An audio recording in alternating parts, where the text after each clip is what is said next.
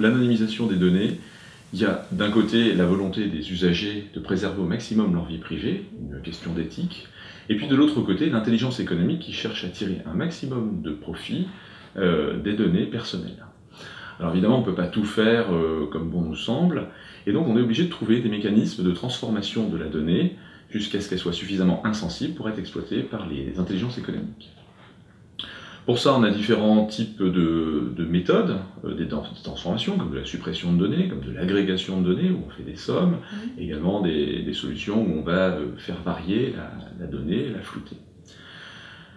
Nous, ce que nous cherchons à faire, c'est trouver le bon compromis entre ces deux extrêmes, et de voir si ça convient à la réglementation, parce qu'on est aussi contraint à la réglementation. Et l'arbitre là-dedans, c'est la CNIL, qui nous dit si la solution est convenable pour les données personnelles.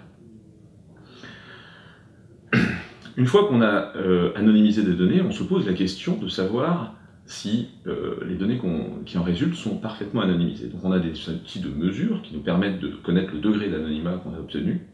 Et puis également, on va faire tourner des attaques pour réidentifier éventuellement les individus qui étaient à l'origine de ces données, en croisant les données avec d'autres bases de données, voir si on est capable de remonter à la personne d'origine.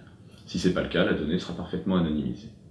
Dans l'ensemble de cette démarche, on a une démarche très constructive, très méthodologique, et à l'image de la sécurité informatique, qui s'appuie sur différents outils pour approcher la sécurité, nous avons une approche également par le risque, qui nous permet de approcher cette anonymisation des données par différents moyens au niveau des endroits où il y en a besoin.